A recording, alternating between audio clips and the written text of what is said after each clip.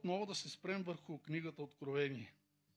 Както казах много пъти, много пастори, много християни считат, че това е една тежка материя, трудна материя и че не бива това да се проповядва, защото това е една книга, която е неразбрана. Всеки път го повтарям го и този път. Считате ли, че Бог би оставил една цяла книга, за да бъде занемарена, да не бъде изследвана и да остане неразбрана от Божия народ? Как мислите? В никакъв случай. А пък ако на нас ни липсва мъдрост и не можем да я разберем, Библията казва, който му липсва мъдрост, нека иска от Бога и Той ще му даде щедро, без докорява. Амин. Когато заставаме пред Бога, можем да се помолим: Господи, дай ми мъдрост, за да разбера Твоето Слово правилно. Помогни ми чрез Святия Дух, чрез който Дух Ти си написал Словото. И ако Святия Дух Ти помогне, това е автора на Библията. Автора на Библията може най-добре да ти обясни Библията и да ти я разясни. Амин. Така, нека да отворим Библите си на Откровение 11 глава, така както обещах в петък, че ще проповядвам Откровение 11 глава и в случая за двамата свидетели, описани там. Чета от 3 до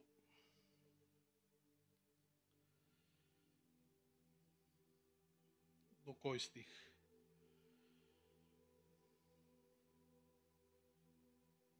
Добре, до 12.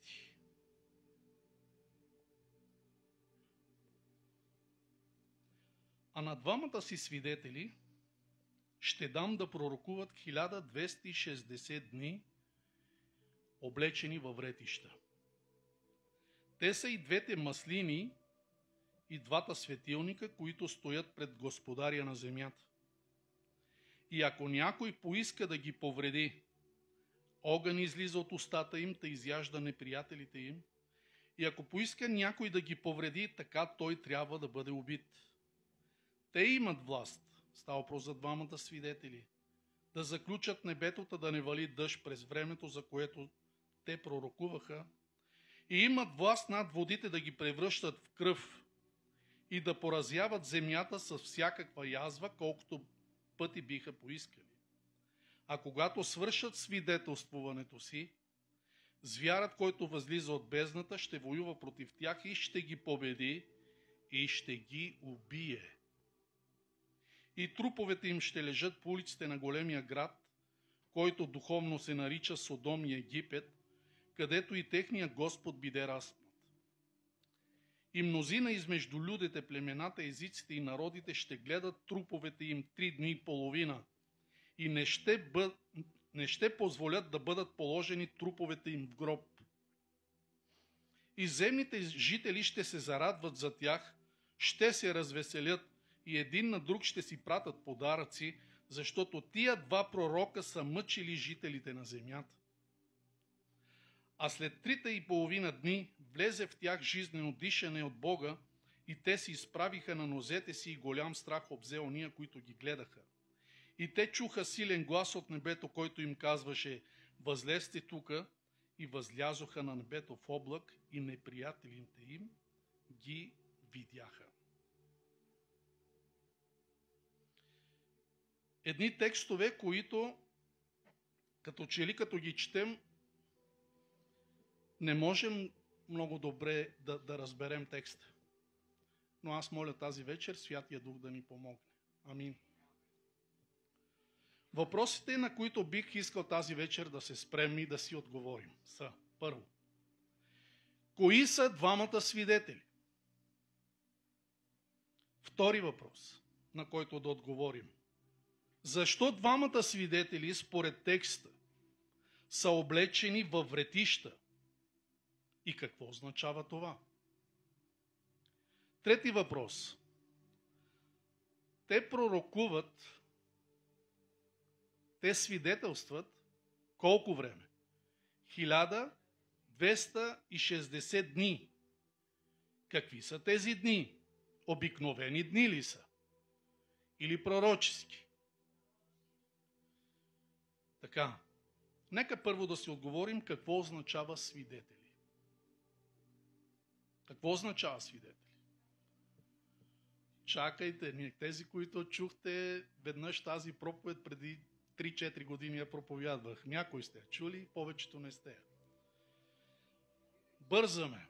Аз питам, какво означава да бъдеш свидетел? Някой, който е видял, който е бил там, видял е, чул е, знае и може да застане пред съда и да свидетелствува, да потвърди или да отхвърли една теза или друга. Така ли е? Това означава свидетел. Добре. Сега много хора смятат, аз даже веднъж качих в поста, в моята стена във Фейсбук и зададох въпрос. И на въпрос казах, този въпрос е най-вече към водачи, лидери в църкви и пастори, проповедници. Кои са според вас двамата свидетели от Откровение 11 глава? И 99% от отговорите бяха Мойсей и Илия и за разнообразие някои от тях казваха Енох. Защо, питам аз? Ами защото имаха власт на това да заключват небето да не вали или да пада огън от небето, което го е направил Илия. Спомняте ли си? 3 години и половина каза и не вали. 3 години или колко време беше всъщност? 3 години и половина да не вали, то не валя. И веднъж се помоли да падне огън от небето и падна огън от небето и изпояде жертвата. Те връзват тези неща логично. Да, ама ако са те, Библията ни казва, че те са пророкували или са свидетелствали 1260 дни, което пророчески се равна и на 1260 години. След малко ще видим от Библията. Това аз ви го казвам предварително. Възможно ли е човек, физическо тяло, да живее 1260 години и да свидетелства? Значи, за Бог няма, ама за човешкото тяло реално няма как да стане. Е невъзможно. Окей. Все пак да се опитаме. Някои хора смятат, че двамата свидетели са еврейския народ. И имат текст от Библията. Исаия 43. Нека да отидем там. Исаия 43 глава. 10 до 12 стихове. Чуйте там какво казва Бог чрез пророк Исаия. За евреите. За Израел. Вие сте мои свидетели, казва Господ. И служителят ми, когото избрах, за да ме познаете и да повярвате в мене и да разберете, че съм аз, че преди мене не е имало Бог и подир мене няма да има. Аз съм Господ и освен мене няма Спасител. Аз възвестих и спасих, показах, когато не е имало между вас чужд Бог за това. Вие сте ми свидетели, казва Господ, че аз съм Бог. Според текста, кои са свидетелите на Бога? Еврейския народ. И някои хора казват, ето текста, кои са двамата свидетели. Божия народ. Обаче ние четем в Откровение за двама свидетели. Еврейския народ двама ли са? Тогава тази теза я отхвърляме. Нали? Окей, друга теза. Апостолите са свидетелите. Двамата свидетели. И има пак текст. Деяния на апостолите 1.8.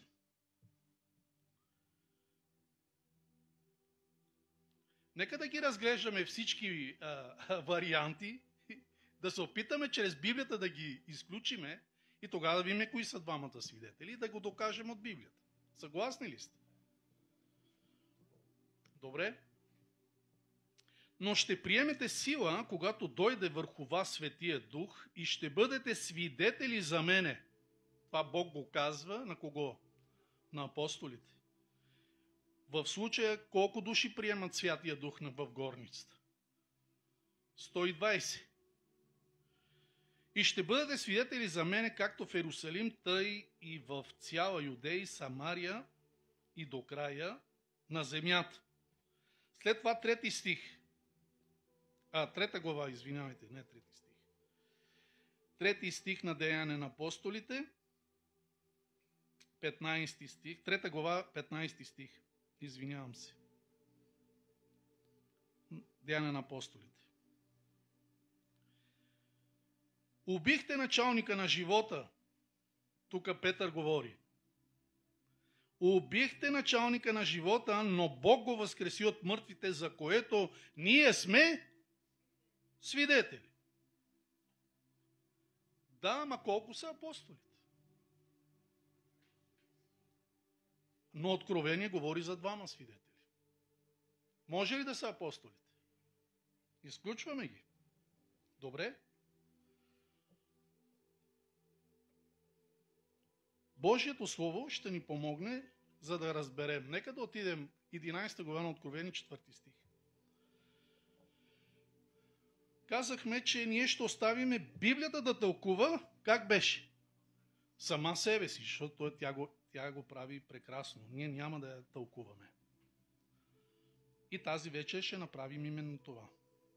Нека да отидем в 4 стих.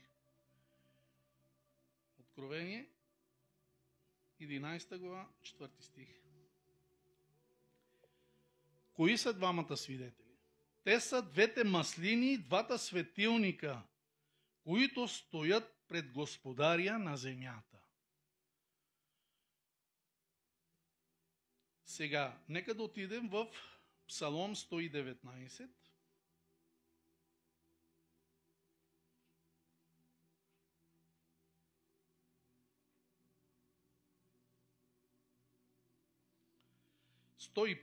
След това 130 стих.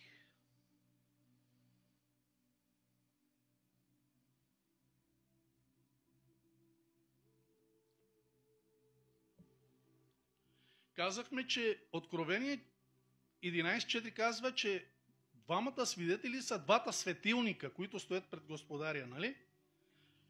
И двете маслини. Айде да чуем сега. 105 стих на 119 псалом. Твоето слово е светилник на нозете ми. Моля, как е наричано Божието Слово?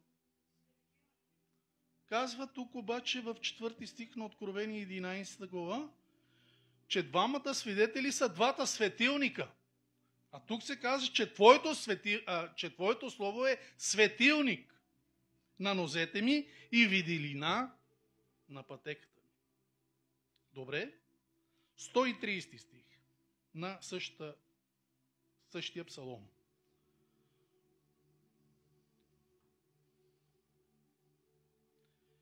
Изясняване на Твоето Слово просвещава, вразумява простите. Амин. Твоето Слово е светилник.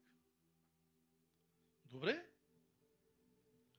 Нека сега да отидем в Евангелие по Йоанна. От един стих не можем да правиме генерално заключение и да правиме, нали, да решиме крайно. Така че поне още един стих. Йоанна 5 глава. 39 стих. Там говори най-големия авторитет, възможен. Самия Господ Исус. Говори с книжниците фарисеите. И вижте какво им казва. 39 стих на 5 глава на Йоанна. Вие изследвате писанията, понеже мислите, че в тях имате вечен живот. И те са, които свидетелствуват за мене. Амин. Кой свидетелствува за Бога? Библията. Колко завета имаме? 2 завета. Стария и Новия завет. И те свидетелствуват за Бога. Значи, ние открихме най-после кои са двамата свидетели. Има един голям проблем, как ще бъдат убити. Може ли Библията да бъде убита? Ама ще видим след малко.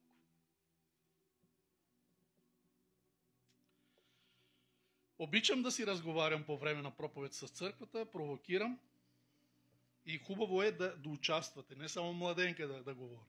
Искам цялата църква по някакъв начин да участва. Добре? Стария и Новия завет виждаме, че са двамата свидетели, 2 светилника, 2 маслини. 2 свидетели са облечени във вретища. Казахме, че второто, върху което искаме да си отговорим, ако Библията са 2 свидетели, Стария и Новия завет, как така Библията може да бъде облечена във вретище? Какво ли означава това? Как мислите?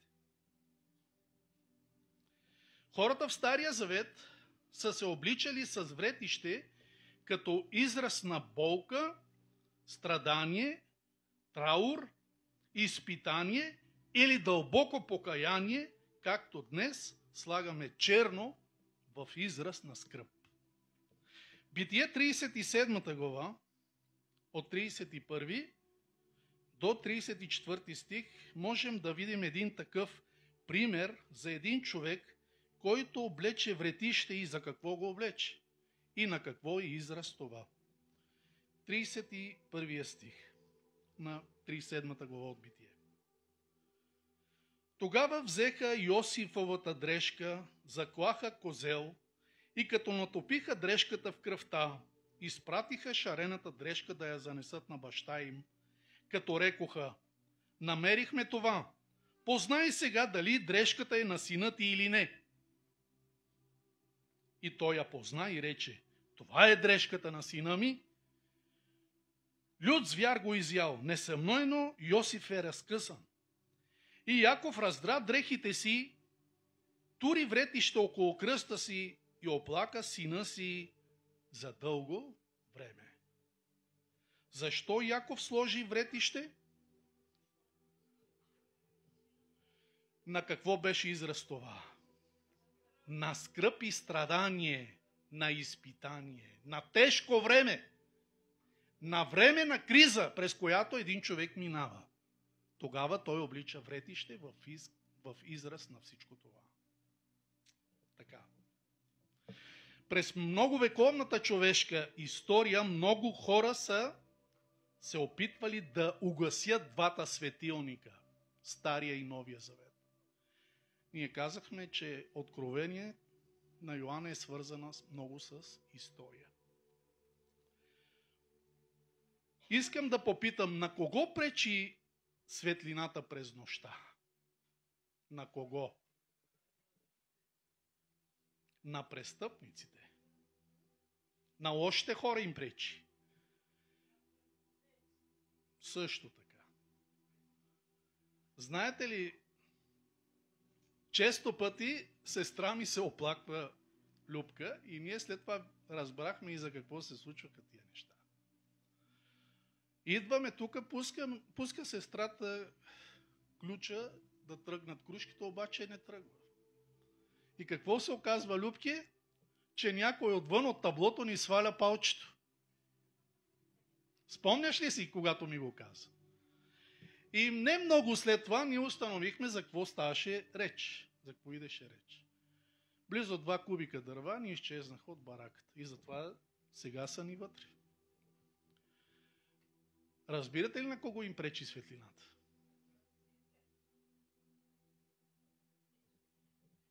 А Божието Слово е светлина. Обаче на някой им пречи тази светлина. Искат да угасят тази светлина. 1260 дни е много тежък период на двамата свидетели. Какъв е този период от 1260 дни? На колко е равен? Нека да видим. На колко е равен 1260 дни? Нека да отидем в нашите Библии. В Езекил 1, 4 глава. Не знам тази вечер дали ще успея да приключа с тази тема. Ако не, ще я направим на 2.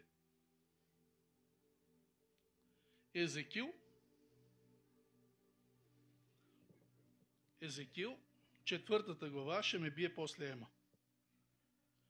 5 и 6 глава. Тя ми забранява да правим дълги проповеди.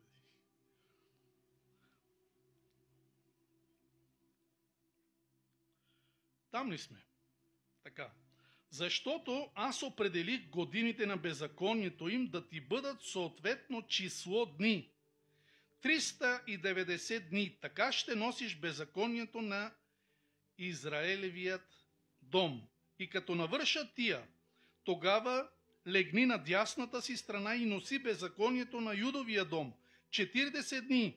По един ден ти определих за всяка година. Ден за година.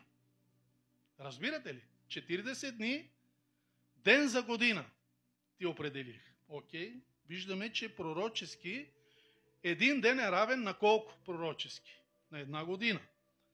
Добре, казахме, един стих не е достатъчно да развиеме теологична теза. Трябва ни поне още един. Числа 10-11.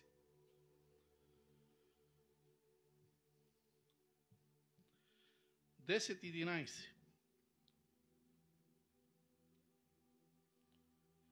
Във втората година, на 20-тия ден от втория месец, облакът се издигна от скинията за плочите на свидетелството. И израелтяните се дигнаха от Синайската пустиня според реда на пътуването си и облакът застана в Фаранската пустиня. Обаче това не е текст. Нещо съм...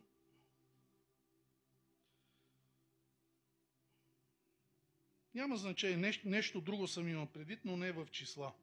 Объркал съм се нещо. Както и да е, имаме един текст. Надявам се да ви е достатъчен.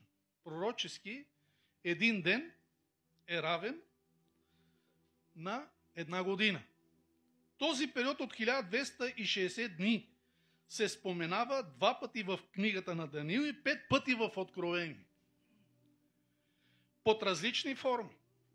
На едно място се казва за един период от 42 месеца. На друго пък място се споменава за време, времена и половин време.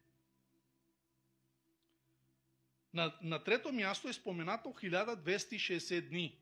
Нека да видим 42 месеца на колко дни е равно. Ако вземем средно, че един месец е 30 дни. 42 по 30. Колко е? Някой може ли набързо да ми го пресметне? 1260. Значи, Библията говори за същия този период, нали? Там, където срещате 42 месеца или 1260 дни, винаги Бог говори за един и същи исторически период от 1260 години. Добре, на друго място е казано времена и половин време. Време е година, времена 2 години, половин година. Колко години са това? Моля, пак сметнете, едно време, една година, 2 времена, 2 години, половин време, половин година. Колко общо? 3 години и половина. Колко месеца са това? Я сметне, 36 месеца са 3 години. Половин година колко месеца? 36 плюс 6, 42. Става 42 месеца. 3 години и половина са 42 месеца, а 42 месеца са равно на колко дни? 1260. Значи ние виждаме, че и Данаил е Откровение на 5 места. Библията говори за този период от 1260 години. Това е, може би, един от най-тежките периоди в човешката история за Библията. Ще разберем защо след малко. Казахме, че двамата свидетели са облечени във вретища. Това е време на страдание, на изпитание, на мъка, на криза. Добре? Как Библията може да бъде облечена и да свидетелства 1260 години, като е в изпитание, в криза? Как?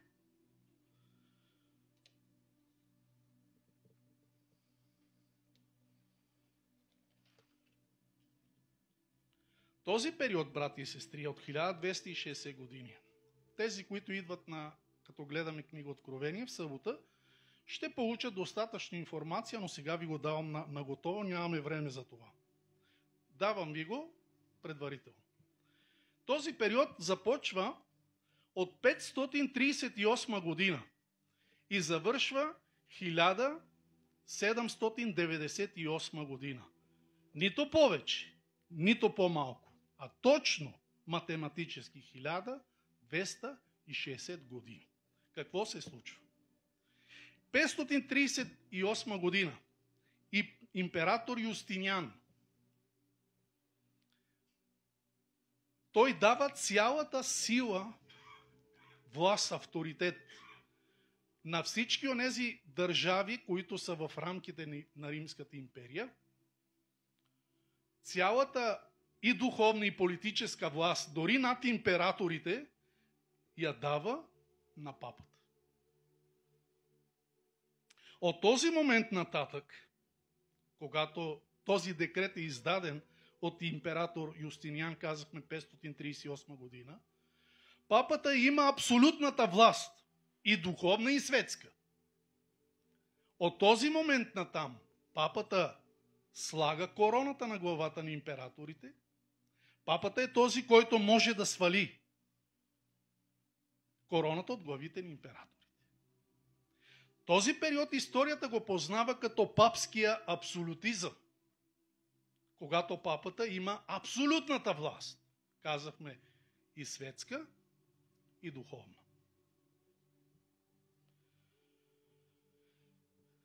1798 година войските на Наполеон Бонапарт влизат в Рим и пленяват папа Пий VI и го изпращат на заточение. И оттам натам, от 1798 година до днес, папата е изгубил този си авторитет да поставя короната и да сваля короната от главите на императори и крале. Разбирате ли за кой период говори Библията? Така. Обаче имаме един голям парадокс. В историята на църквата, времето, когато църквата управлява и има абсолютната власт над всичко и над всеки. И това всъщност е най-тежкият период за Библията, за двамата свидетели. Възможно ли е това? Чуйте какво решават в един от църковните събори в Тулуза 1229 година, 14-тия канон. Чета, цитирам. Той гласи: ние забраняваме на миряните да притежават свещените книги на Старият и на Новия Завет. На най-набожните разрешаваме да притежават псалтира и требника, но ние забраняваме притежаването на Библията. Чухте ли това? Кой издава този канон? Католическата църква, папата. Същия църковен събор създава и Светата инквизиция. Няма да ви говоря тази вечер за Светата инквизиция, за поразиите, които е правила, но Светата инквизиция е избила милиони християни. Исус това е положението. Това е историята. Това е доказано исторически. Най-простичко казано, Светата инквизиция е полицията на католическата църква.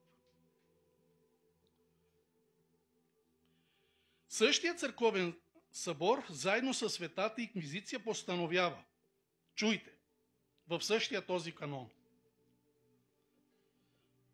Тулуза, 1229 година, 14 канон.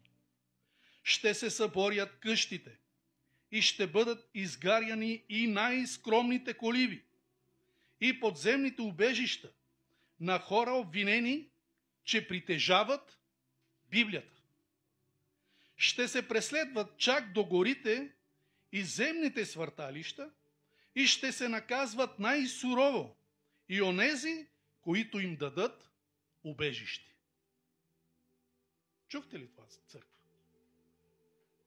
И това решение е на църквата.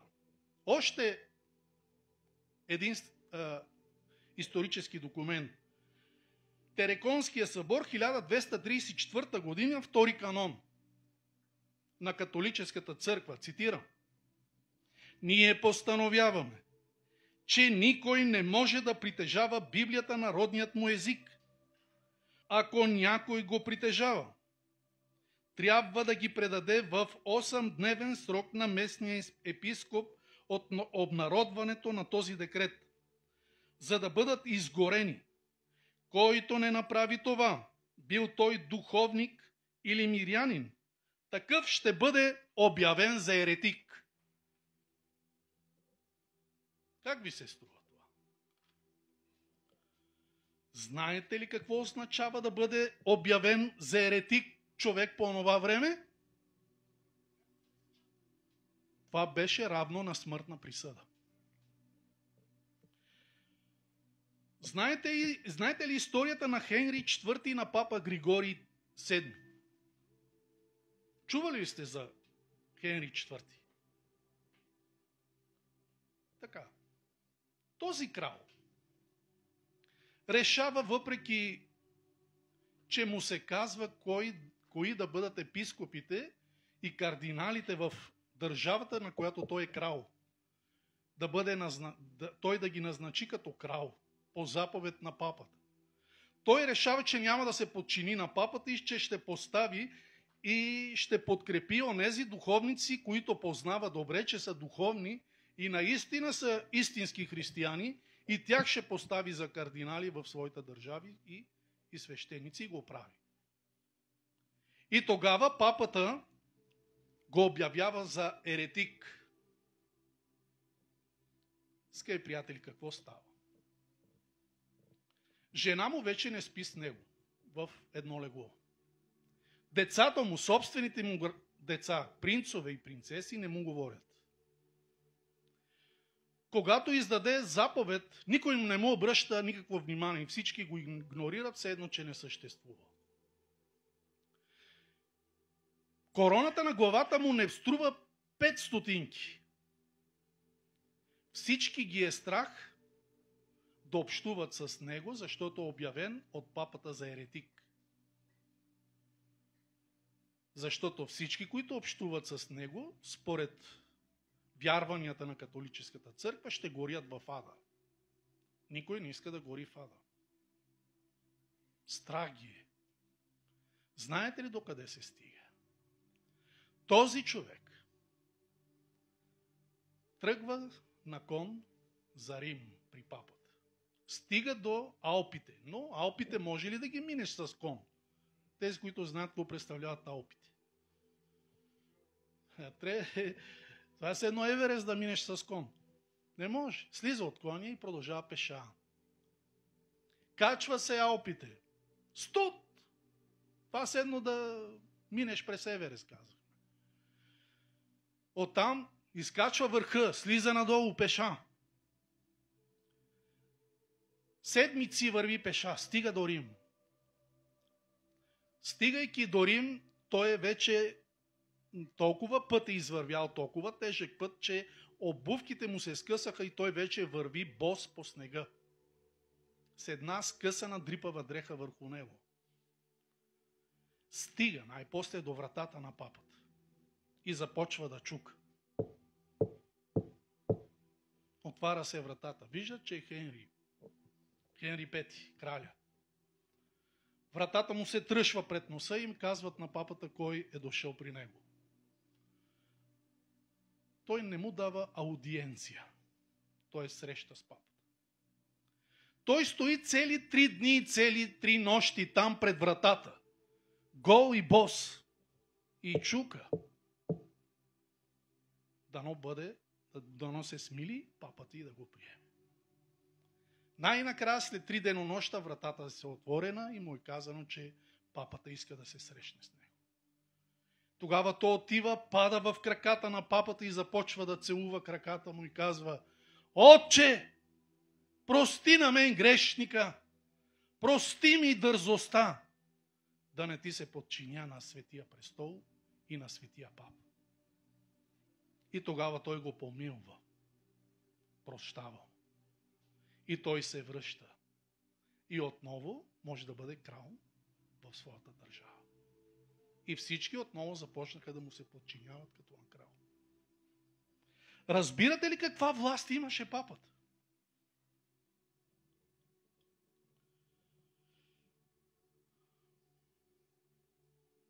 Така, отговорихме си на тези 3 въпроса. Кои са двамата свидетели? Защо са облечени във вретища? Какво означава това? И на колко е равно 1260 дни? Тези 3 стиха, от 3 до 6 стих, смятам, че е достатъчно. Следващото богослужение ще продължим да гледаме историята на двамата свидетели. Как те са убити? Възможно ли са? Възможно ли Библията да бъде убита? И да лежи 3 дни и половина пророчески равно на колко? 3 години и половина да влежи Библията мъртва на земята. И след това да възкръсне. Ще видим това следващия път. Дано да бъдем тук и да го чуем. Бог да ви благослови до тогава. Бог да бъде с нас и да ни дава правилно разбиране за истината. Така. Тази вечер дойде момента, в който да застанем за нуждите пред Бога. Нека да се изправим, да се помолим. Славке, може да изключиме директното предаване на живо.